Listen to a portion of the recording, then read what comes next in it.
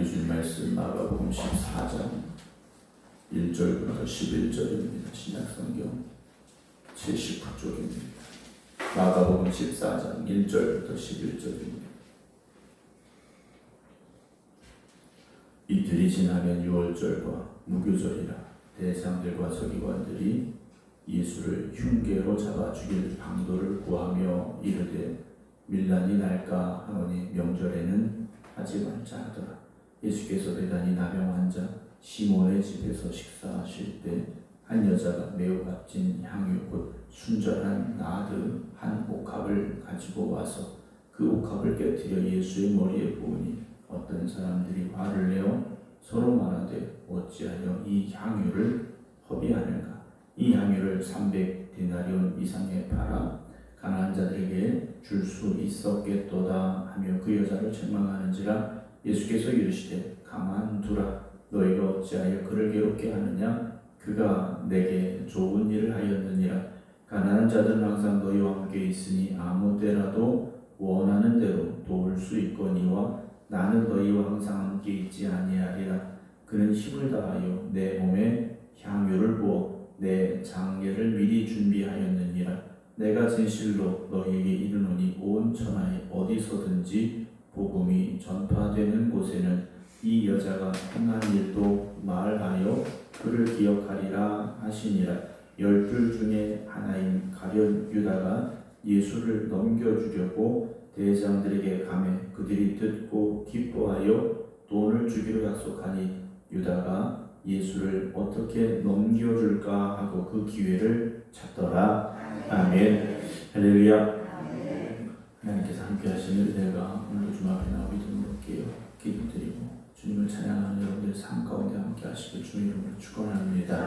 우리가 이제 성경을 읽고 또 말씀을 듣다 보면 먼저 된 자가 나중되고 나중 된 자가 먼저 된다, 먼저 된 자 될 수 있다라는 말을 많이 듣게 되고 또 우리도 그 말을 종종 쓰게 또 됩니다. 먼저 됐습니다. 그런데 나중에 보니 그 사람이 먼저가 되지 못해 있었고 분명히 나중된 자였는데 시간이 지나고 나서 보니 그 사람이 먼저 된 자의 자리에 서 있다라는 것이겠죠. 세상에서는 꼴찌처럼 볼 수 있습니다. 그러나 세상의 꼴찌가 하나님 나라에서의 꼴찌는 아니죠. 세상에서 1등이 하나님 나라에서 1등이 아닐 수도 있다는 겁니다. 하나님이 보시는 기준, 세상의 사람들이 보는 기준 같지 않기 때문이라는 거죠. 오늘 우리는 세상 속에 살지만 세상의 기준을 쫓아가는 사람들이 아니라 하나님의 기준, 하나님의 뜻에 합당하게 살아가는 믿음의 길을 걸어갈 수 있는 삶이 되시기를 힘쓰시기 바랍니다. 우리가 물론 세상에서 열심히 사셔야 되죠. 열심히 일하셔야 되고 그러나 중요한 건 세상의 열심만 쫓다 보면 하나님이 기뻐하시는 일을 하지 못한다? 그렇다면 우리가 잠시 생각해 봐야 됩니다. 지금 내가 하고 있는 일이, 내가 가는 이 길이 정말 제대로 가고 있는 것일까? 맞는 것일까? 돌아봐야 된다는 거죠. 그래서 우리는 늘 우리의 인생의 기준이 어디에 있어야 됩니까? 하나님의 말씀에 있어야 됩니다. 오늘 14장 1절 보면 이틀이 지나면 유월절과 무교절이라 많은 사람들이 이제 유월절 또 무교절이 되어서 예루살렘에 모여들어 있는 그런 상황인데요. 대장들과 서기관들이 예수를 흉계로 잡아 죽일 방도를 구하되 그랬습니다. 좋은 의도가 아니라는 거죠. 예수님께서 정말 어떤 죄를 지어서 재판을 받아야 되고 또 십자가의 죽임을 당해야 된다. 이 과정이 아님을 우리는 너무나도 잘 알고 있지 않습니까? 거짓 증인들을 내세워서 예수님을 억지로 지금 죽이려고 하는 흉계를 지금 꾸미고 있는 상황이다라는 거죠. 거짓 증인을 세운다라는 것은 사실 하나님 주신 율법에 어긋나는 것이지 않습니까? 근데 이것을 대장들과 서기관들이 모의하고 있었다라는 겁니다. 그러면서 이들이 하는 말이 뭡니까? 2절에 밀란이 날까 하노니 명절에는 하지 말자 그래요. 우리가 이 일을 지금 버리면 예루살렘에 많은 사람들이 모여 있는데 예수를 따르는 사람들도 분명 많이 있을 거야. 그럼 우리가 예수를 죽이려고 하면 소동이 일어날 게 분명한데, 그러니까 이 2월절이 끝나고 난 뒤에 사람들이 좀 예루살렘에서 빠져나가고 난 뒤에 우리가 예수를 죽이자라고 계획했던 상황들이 말씀 속에 기록이 되어지고 있습니다. 이들이 왜 예수님을 죽이려고 합니까? 한 가지입니다. 마음이 들지 않아서. 자기들 마음에 들지 않으니까 죽이겠다라는 거죠. 하나님께서 보내신 예수 그리스도를 이들이 죽이겠다라는 겁니다. 주님 이미 비유로 말씀하셨지 않습니까? 주인이 보낸 아들까지도 죽여버리려고 하는 못된 이들에 대한 말씀 우리가 함께 나눴는데요. 이들은 지금 대제사장들입니다. 하나님 앞에 예배드리는 예루살렘 성전을 맡고 있는 대제사장들이에요. 그런데 그들이 지금 생각하고 있는 게 뭡니까? 하나님을 대적하는 겁니다. 성전을 맡아 직임을 감당하는 이들이, 정말 최고의 자리에 있는 그들이 오히려 하나님을 대적하고 있다는 거죠. 우리도 우리 자신의 신앙이 지금 어디에 있는가를, 내가 정말 입으로는 주여 주여 부르고 있지만 내가 혹시나 이들과 같지는 않을까? 우리가 우리 자신을 돌아봐야 되죠. 그래서 우리 예배가 진정한 예배가 되어져야 되고, 우리 믿음의 삶이 하나님이 기뻐하시는 믿음의 삶이 되어져야 됩니다. 3절 보면요, 예수께서 이 시간에 뭘 하고 계셨냐? 베다니 나병 환자 시몬의 집에서 식사하고 계셨습니다. 이 나병 환자 시몬, 나병이었다가 이제는 뭡니까? 고침받은 사람이지 않습니까? 근데 한 여자가 왔어요. 매우 값진 향유 곧 순전한 나드 한 옥합을 가지고 와서 그 옥합을 깨뜨려 예수님의 머리에 부었습니다. 소동이 났습니다. 사람들이 깜짝 놀란 거죠. 아니, 그렇게 값진 향유를 어떻게 예수님의 머리에 부을 수 있는가? 소동이 난 겁니다. 그러면서 4절 보면 어떤 사람들이 화를 내면서 서로 말합니다. 어째서 이 향유를 허비하는가? 그래요. 허비는 뭡니까? 헛되이 있었다는 거지 않습니까? 이들은 어떤 사람들입니까? 예수님에게 옥합을 깨뜨린 사람들이 아닙니다. 옥합을 깨뜨린 여인은 기쁨과 감사함으로 깨뜨렸습니다. 그런데 이걸 바라보는 이들은 한 건 아무것도 없으면서 그걸 보고 허비한다, 화를 냈다라고 성경은 기록을 하고 있습니다. 왜 이런 전혀 다른 모습들을 보게 되는가? 예수님을 어떤 분으로 보고 있는지, 나에게 예수님은 어떤 분인지 그 고백에 따라서 300데나리온 이상이 되는 향유도 아낌없이 깨트릴 수 있는 사람이 되기도 하지만, 드리는 건 아무것도 없이 불평하고 화내는 사람이 되기도 한다는 거죠. 오늘 우리가 주님을 어떤 분으로 고백하고 있느냐에 따라서 우리의 헌신이 달라질 수 있다는 겁니다. 우리의 충성이 달라질 수 있다는 겁니다. 우리의 신앙의 삶이 달라질 수 있다는 거죠. 사랑하는 성도 여러분, 우리가 다 300데나리온 이상이나 되는 향유를 가져다가 지금 깨뜨리자라는 말씀이 아니에요. 내가 지금 예수님을 어떤 분으로 고백하고 있는지, 내가 오늘 여인과 같이 예수님을 진정으로 사랑하고 그 헌신으로 주님 앞에 서고 있는지, 아니면 화를 내면서 야, 이 어떻게 이런 비싼 걸 허비할 수 있는가? 야, 이 비싼 걸 어떻게 이렇게 머리에 부을 수 있어? 차라리 이걸 팔아서 가난한 자들을 도울 수 있다면 그게 더 나은 거지. 이 말을 하는 사람들이 되고 있는가 하는 것이죠. 오늘 이 여인의 이름은 알려지지 않습니다. 그런 주님 하신 말이 뭡니까? 9절을 먼저 보면요, 이 여자가 행한 일도 그랬습니다. 이 여자의 이름을 알리라고 하신 것이 아니라 이 여자가 어떤 일을 했는지, 어떤 믿음이었는지, 어떤 헌신이었는지를 전하라 말씀하고 계시죠.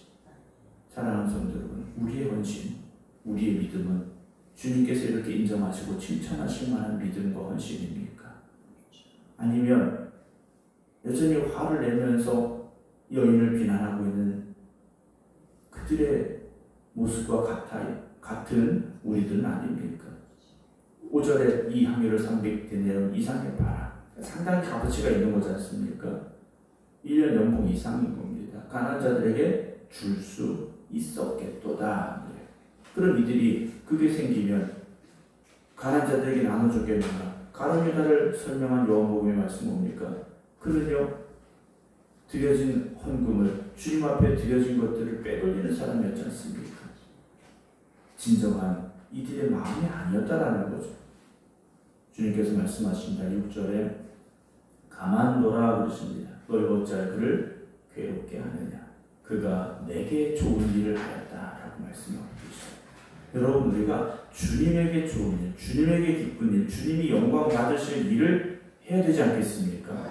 근데 우리가 일을 한다고 하면서도 막상 내가 영광 받을 일, 내가 인정받는 자리, 내가 칭찬받는 자리를 사실은요 조금 더 좋아하는 경우들이 많다라는 거죠. 이름 없이 빛도 없이 여러분 이건 맨날 얘기가 되고 말았습니다. 좀 이름도 나야 되고 빛도 나야 되고 사람들한테 인정도 좀 받으면 더 좋고 사람들이 칭찬해주면 기분 좋고 여러분 우리가 그렇게 신앙생활하지 않았으면 좋겠습니다. 물론 잘하시는 분들 칭찬해드리고 잘한다고 응원해드리고 우리가 그럴 수 있죠. 그러나 그걸 내가 받고 싶어서 그 일을 해서는 안 된다는 겁니다. 주님이 기뻐하시길 주님에게 좋은 일 우리가 그 일을 해야죠. 7절에 가난한 자들은 항상 너희와 함께 있으니 아무 때라도 원하는 대로 도울 수 있거니와 그게 없어도 도울 수 있다는 거죠. 마음이 문제지 않습니까? 나는 너희와 항상 함께 있지 아니하리라. 주님이 이제 그들과 함께 있을 시간이 얼마 남지 않았습니다. 우리가 말하자 나도 그때 그거 했으면 하는 그런 후회와 아쉬움 섞인 말들을 할 때가 많지 않습니까? 그때 내가 그랬더라면 여러분 우리가 그걸 알고 있지 않습니까? 시간이 계속 오는 게 아니지 않습니까? 계속 주어지는 상황들이 아니라는 걸 그걸 할 수 있는 시간은 그때일 수밖에 없다면 우리가 그때 했어야죠. 시간 지나서 껄껄 해봐야 그 시간이 다시 돌아오지 않지 않습니까? 여러분 우리에게 주어지는 삶 속에서 우리가 헌신해야 될 때 우리가 정말 주님의 영광을 위하여 충성해야 될 그 시간들이 올 때 여러분 기쁨으로 감당하시기 바랍니다. 그때 못하면 또 우리는 그때 할 걸 후회할 수밖에 없지 않겠습니까? 그러나 힘을 다하여 내 몸에 향유를 부었다 하고 말씀을 하셔요. 이 여인은요 힘을 다했다라고 말씀하십니다. 병을 깨트리는데 힘을 쏟은 게 아니라 그걸 깨트리기 위한 결단을 하기 위해서 그리고 그걸 주님께 드리기 위해서 그의 힘을 다했다라고 말씀을 하셔요. 우리가 하나님 사랑해야 되는데 어떻게 사랑해야 됩니까? 우리 너무 잘 알고 있지 않습니까? 그렇게 주님 우리가 하나님 사랑하고 있습니까? 주님 말씀하신 그대로 내가 정말 힘을 다해서 하나님 사랑하고 있습니까? 목숨을 다해 사랑하고 있습니까? 여러분 우리가 하나님 사랑합니다라는 말 속에 주님 말씀하신 그 힘을 다하는 그 사랑이 담겨져 있어야 됩니다. 그런데 그냥 대충 어떻게 한번 보이는데 남들 알아주는데 해놓고 우리가 하나님 사랑합니다 말할 수 있겠습니까? 아브라함이 이삭을 번제로 하나님 앞에 드리는 그 헌신처럼 내가 하나님을 더 사랑합니다라는 그 고백처럼 우리가 주님을 사랑할 수 있기를 주님의 이름으로 축원합니다. 내 몸에 향유를 부어 내 장례를 미리 준비하였다. 내가 진실로 너에게 이르노니 온 천하에 어디서든지 복음이 전파되는 곳에는 이 여자가 행한 일도 말하여 그를 기억하리라 그러셨어요. 이 얼마나 복된 일을 이 여인이 한 겁니까? 그래서 마가도요 이 여인을 여기 기록한 거지 않습니까? 마가가 나중에 주님에 대해서 이 복음서를 기록하면서 이 여인을 빠뜨리지 않았다라는 거예요. 사랑하는 성도 여러분, 오늘 여러분들의 헌신이 그런 헌신이 되기를 주의 이름으로 축원합니다. 여러분들이 주님을 향한 그 사랑이 이런 사랑이 될 수 있기를 주의 이름으로 축원합니다. 12 중에 하나인 가룟유다가 예수님의 제자 중에 하나다라고 지금 정확히 말씀하고 있지 않습니까? 그런데 그 제자 가룟유다는 예수를 넘겨주려고 대장들에게 갔습니다. 그리고 뭘 요구합니까? 하기로 약속했습니다.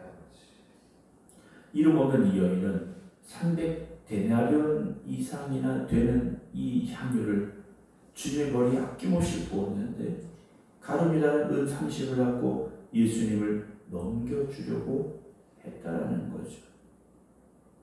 그러면서 유다가 예수를 어떻게 넘겨줄까 하고 그 기회만 잡고 있었다 그랬습니다. 주님께 어떻게 우리가 우리의 마음을, 우리의 정성을 다해서 헌신할 수 있을까? 주님을 어떻게 사랑할 수 있을까? 우리가 그 기회를 찾아야죠. 그 시간을 잡아야죠.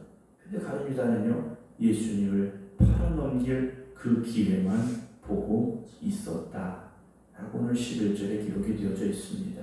사랑하는 성도 여러분, 오늘 우리가 바라보고 또 닮아가야 될 사람이 누구이겠습니까?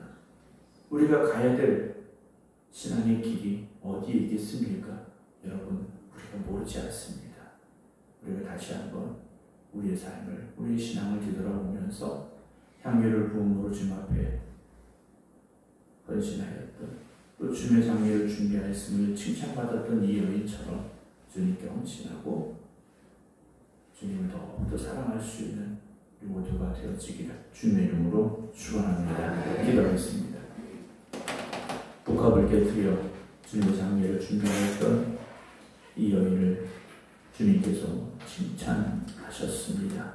그리고 복음이 전해지는 곳마다 이 여인이 행한 일도 증거되어져야 함을 주님께서 말씀하셨습니다.